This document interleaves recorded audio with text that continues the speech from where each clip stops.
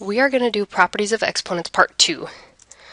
Our first property we're going to look at is called the negative exponent property, and it tells us what to do when we have a negative exponent, because leaving a negative exponent in an answer isn't an acceptable type of an answer, so we always have to get rid of the negative exponents.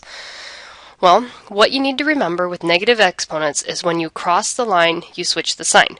And what I mean by that is the fraction bar line. So if I have 9 raised to the negative fourth, when I cross the line and bring it down to the bottom, it becomes a positive. So I would rewrite this as 1 over 9 to the positive fourth.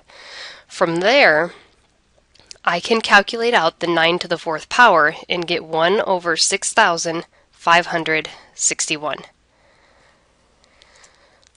If I have 5 over 8 to the negative third, now this time my negative exponent is in the bottom, so in order to cross the line, I have to go up to the top. And when I cross the line, I change the sign. So when I take care of this negative exponent, I'm going to have 5 times 8 to the positive third. And from there, I can multiply out my 8 to the third, which is 512, and then multiply the 5 with the 512 and get 2,560 for my final simplified answer. But notice how when I had the negative exponent, I crossed the line, bringing it to the top, and then switch the sign. So you always cross the line and switch the sign. Okay, here's another one that combines a couple of properties that we learned about in part 1 and our negative exponent property. Now notice how the negative 5 is outside of the parentheses around this 7b, which means that the negative 5 goes with the entire 7b. So I need to take this whole expression and I need to cross the line. So I'm going to have 1 over 7b now raised to the positive fifth power. So I've gotten rid of that negative exponent problem. Now I can use my product of power rule, where I distribute that exponent to everything inside there. So I would have 1 over 7 to the fifth, b to the fifth. So each part gets the exponent, and then I can multiply that out, that 7 to the fifth out, and get 1 over 16807, so 16,807 b to the fifth. So anytime you have a negative exponent, you cross the line and you switch the sign. Our next property we're going to look at is called the power of a quotient. Now a quotient is a division problem. So we are going to have an exponent outside of a division problem. For this first one, I've got 4 over 9ths raised to the third power. Now this is similar to the power of a product property, in which each part ends up getting the exponent. Because 4 over 9 raised to the third means I have 4 ninths times 4 ninths times 4 ninths. Well, if I simplify that, 4 times 4 times 4 is 4 to the third, and 9 times 9 times 9 is 9 to the third. So see how from my beginning, the 3 goes with each part of the quotient. From here, you would multiply out the 4 to the third, so you would have 64. And then 9 raised to the third is 729. So your final answer for that one would be 64 over 729. Okay, the next example here, go ahead and put this one in your 8-page book. We've got t over 3 all raised to the fifth power. So we've got a quotient that has an exponent. Well, if we follow the rule that we talked about up here on this example, the 5 goes with the t and with the 3. So we would have t to the fifth over 3 to the fifth. When we simplify that out, 3 to the fifth is 243. And then the t to the fifth would just stay t to the fifth. And our next property is quotient of powers. Quotient means we have division, but this time we have division of exponents. So instead of having the exponent on the outside of the parentheses, it's part of the division problem. So when we have 4 to the third divided by 4 to the second, if we look at that in terms of multiply, it means 4 times 4 times 4. So here's my 4 to the third, and then over 4 times 4, that would be my 4 squared. Well, now if you think about canceling before you actually calculate, I could cancel 1 4 on the top with 1 4 on the bottom, a second 4 on top with a second 4 on bottom, and all I'm left with is 4 to the first power. There's only 1 4 left. Well, now if you look at what we started with, we had 4 to the third divided by 4 to the second. We could have gotten to this answer without having to do this middle step here by using our quotient of powers rule, which says we take the exponent from the numerator, so the 3, minus the exponent from the denominator, which would be the 2. And that'll give us 4 to the first power. So this next one, put this next example in your 8-page books. We have y to the 5th over y to the 8th. What I'm going to do to simplify this, I'm going to take the exponent of my numerator minus the exponent of my denominator. When I subtract those, I get y to the negative third power. Now remember, it's not acceptable to leave a negative exponent, so we have to now apply that negative exponent property we talked about just a little bit ago. Right now I have y to the negative third over 1, so I need to cross the line so I can flip the sign, which leaves me with 1 over y to the third for my simplified answer on that one. Hey, here's some practice problems. Go ahead and pause the video and see if you can get any of these 3 figured out, and then check your answers with what we have. On the first one, the 4 goes with each part of this quotient, so we would have r to the 4th over 3 to the 4th, and then multiply that 3 to the 4th out gives you 81. So r to the 4th over 81 is what the first one is. The one off here to the right, we have quotients. So I need to subtract my exponents. I would take my top exponent, so the 5, minus the bottom exponent, the 2. When I do that, I get r to the third. Now the last one is a little bit trickier. What you have to realize for this one, that negative 5 is only attached to the r.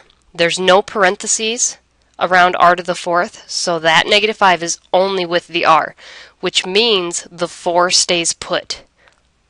Our 4 stays on top, while r to the negative 5th crosses the line so we can switch the sign. So this last one is 4 over 9r to the 5th. Here's a second set of practice problems. This note up here is just sometimes we have to use multiple rules of exponents in one single problem, and we still have to follow the order of operations, so we still work inside parentheses before we do anything else. So let's take a look at this one. There's a lot of stuff going on in this particular problem. I've got 2x to the third on top, and on the bottom I've got 5xt to the negative 2, and on the outside I've got it all raised to an exponent of 4.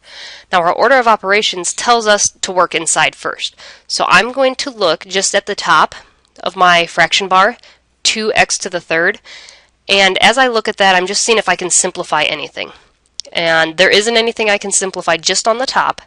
Now I do the same thing on the bottom. I can't combine anything together on the bottom because my x and my t, they're different. We can't combine x's and t's together. So now I'm going to compare the top to the bottom. I notice I have an x on the top and an x on the bottom. So this is one of our quotient properties. Since I have x to the third on top and x to the 1 on bottom, I want to subtract their exponents. When I do that, I'm left with x squared. So right now I know part of my answer is x squared. Now I go back to my problem. I'm going to cross out the ones I used. I already did the x's. I'm going to deal with the 2 and the 5. I just want to check if I can reduce them like you would cancel regular numbers, and we can't. So the 2 and the 5 get to stay in their spots. Cross those out because we've used them. And now I have to deal with this t to the negative 2.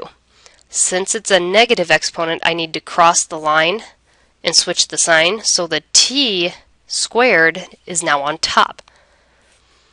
Now keep in mind, all of this still has that exponent of 4 to the outside of it.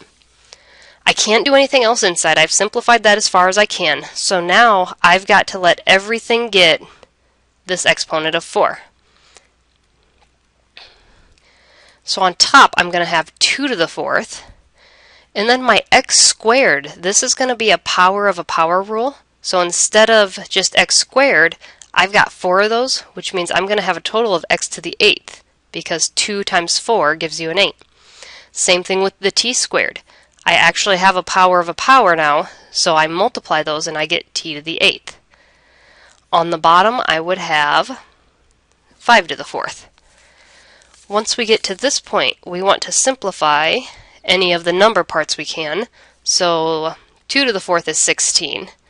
The x, I don't have any other x's in my expression to combine it with, so I still have x to the 8th.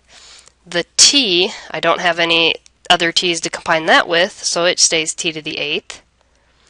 And then 5 to the 4th, I can multiply that out and I get 625.